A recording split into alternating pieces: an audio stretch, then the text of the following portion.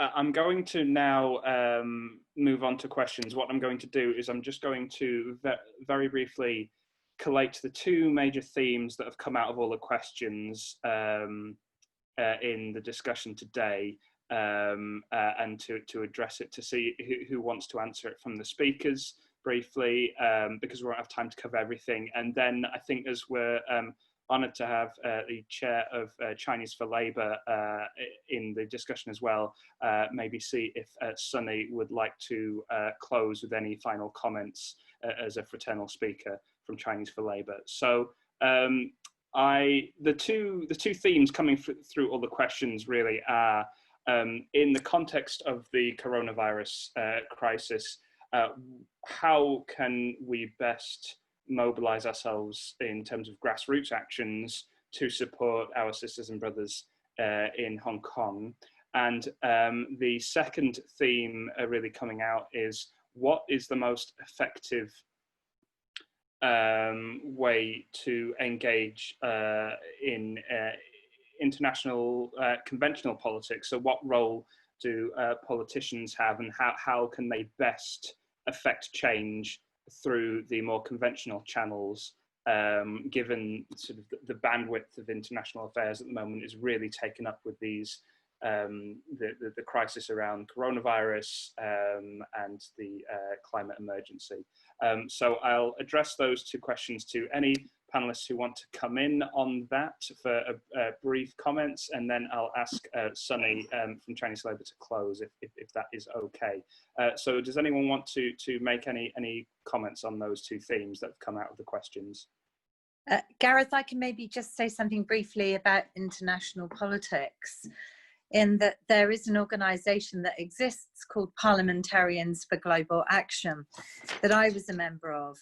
And through parliamentarians, through PGA action, I was able to help end the death penalty in Malaysia. And I would urge, you know, Stephen's on the call and Nadia has been on the call.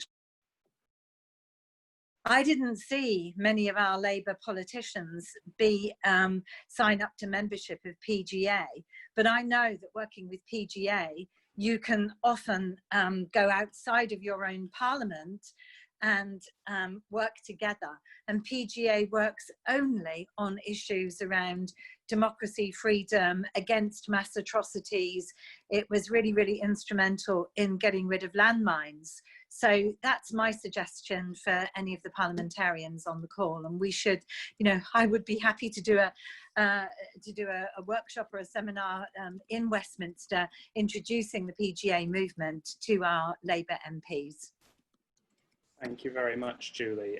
Does anyone else want to come in with any comments on those two themes? Lee and then Stephen. Thanks. Thank you. I want to come in with several remarks. First, about the international politics.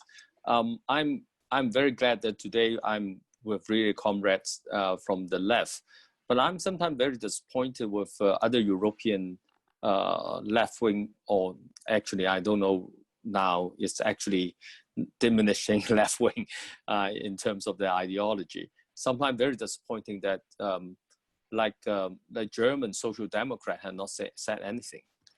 And lots of, I think, you know, the Labour Party can take a lead in trying to influence more of from the left-wing party or the middle center-left party at least to speak more on Hong Kong and China in general. And secondly, I want to comment on international union politics because I see that there's a lot of grassroots unionists here, and I have been campaigning in the International Labour Organization for over many years to stop the All China Federation of Trade Unions from having a workers' representative leadership role. They have a 14 workers representative called the Workers Group, and one of them, the IITUC, disappointedly have left over to the All China Federation of Trade Unions. How can that be tolerated? Especially when China is now all out in suppressing Hong Kong, and they have always been suppressing Chinese workers' rights. And so I think with the British TUC go along with this, and I think they have to be more sort of a grassroots union rebellion on this point. When how can the International Trade Union let the ACFTU, a pro-communist party and right-wing and suppressive of workers' rights?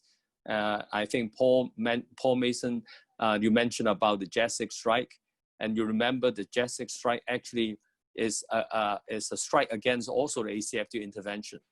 The ACFTU is very much anti-workers against and suppressive of real workers' rights, and they are the part of the regime. And so I think that part, we hope that there can be a grassroots movement on that. And thirdly, I'm very disappointed with the ITF. I'm sorry that I have to put into you guys about international trade unions politics. ITF had a pro-Beijing they support a pro-Beijing union office in Hong Kong. They don't support we are affiliate. The CTU is affiliate of the ITF, but their finances go to pro-Beijing union in Hong Kong, and they employ pro-Beijing union official retire from the pro-Beijing union in Hong Kong. And how can that happen? So I'm sorry I have to go into this sort of a union politics, but I think important that we have to put every level of union rights and union perspective in the right direction, in a way to support independent democracy. And the final point, the CTU had also been very much involved in the One Belt One Road Chinese the workers' right along One Belt One Road.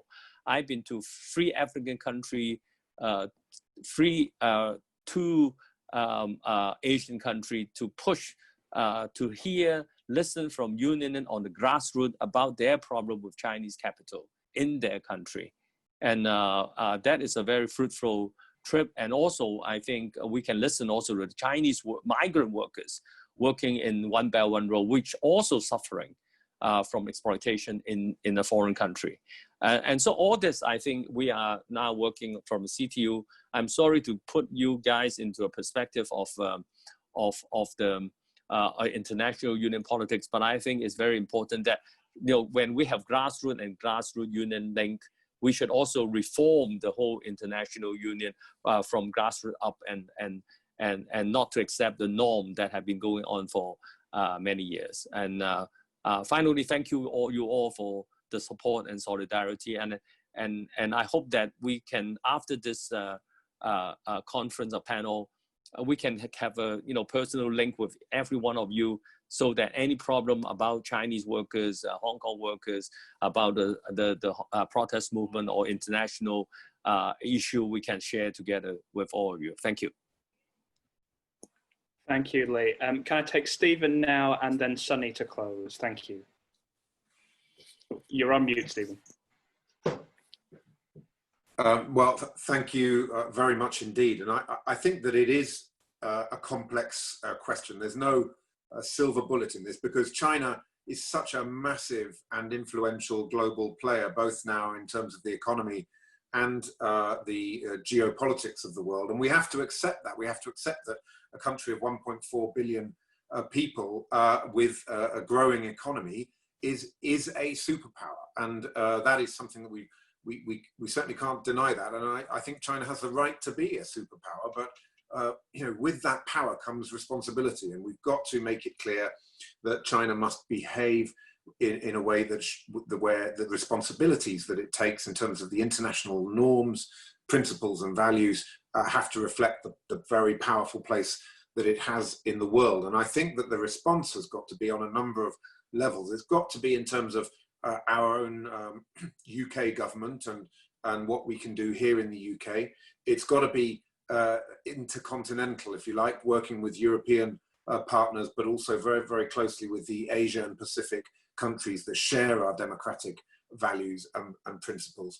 And it's got to be multilateral. So I would say on those 3 levels of intervention, here domestically, we've got to have a more integrated China policy, which weans us off over-reliance on Chinese products and investment, because that is, as long as we have that over-dependence on China, it's going to be increasingly very difficult to take the strong position that we want to see. And fundamentally, of course, we need a Labour government that will put values and principles at the heart of our foreign policy, rather than this mercantilist, transactional approach to foreign policies that we see with the so-called global Britain strategy of the Conservative Party. We want a values-based foreign policy, and that, I think, is absolutely key. And a big part of that is, I think, for us to show as a Labour Party that we have that strategy and narrative on China, which is about integrated right across government, so that we've got a robust position. Then we need to engage much more effectively with the Party of European Socialists. Lisa Nandy is going to be addressing the PES, as I understand it, in the autumn. And that's a great opportunity, as has rightly been raised by Julia. I think it was Julia, somebody raised this issue of Germany, or I think it was Lee actually. One of the issues with Germany is because of their highly integrated economic model with China, they're not speaking out enough either. So we've got to make sure that we get that shift. Then with the Asia-Pacific alliances, and making sure that we have our common values and principles set forward. We need an international contact group on Hong Kong. We should have a UN special envoy who is specifically tasked with investigating the human rights abuses and taking a strong multilateral approach. We need to make due diligence in supply chains. We've got to look at that and make it about, if you can't demonstrate in terms of clear evidence that your supply chains are clean, that there's no forced labor, no slave labor, that there are acceptable practices in your supply chains, then you must withdraw from those supply chains. We've got to make it clear to the Chinese Communist Party that we can hit them where it hurts, which is in the economy, with specific issues around supply chains. And we need a much stronger and more robust approach on the Magnitsky sanctions, which have already been mentioned. So there's a few ideas about what we can do through parliamentary processes and international alliance building in order to achieve the objectives that the world so desperately needs us to achieve. And thank you very much to everybody for the opportunity today. I really appreciate it. Thank you very much, Stephen. And now it's a pleasure to ask the Chair of Chinese for Labour, fraternal speaker to our rally today, Sonny, if you're able to just give us a few comments to close. Thank you, Gareth. Firstly, correction. I'm now the Vice Chair. We are pleased to announce that we finally have our first Chinese Labour MP, Sarah Owen, and she is Chair of Chinese for Labour. Look, thank you so much for organizing this afternoon's conference. It's been fantastic, and thank you to every speaker who has spoken. I sit here in awe of what Lee is doing in Hong Kong, and all the various activists that is actually going out there every day, every week, fighting for your cause. Look, there are 3 points I want to make in closing. One is, I totally agree with Stephen that we need an international collective stand on this. And I think we in the United Kingdom needs to mobilize our membership of the Commonwealth and make sure that the Commonwealth countries are in line with us. The Commonwealth heads of government's meeting has been postponed this year to next year. It'd be nice to see a motion adopted at the Cheuk conference in Rwanda sometime next year. So we've got time to work on this, and I think we should really work with our Commonwealth brothers in making a statement on this. Second, I think we've got to make sure that it hurts our most, and it's basically where the financial markets are. Now, we know many Chinese companies are coming over to London to raise money on the capital market, the stock exchange, the secondary market, and all that. We must make sure, or hopefully we can make sure that they won't be successful, or working with people in the city to discourage such flotation on the London stock market.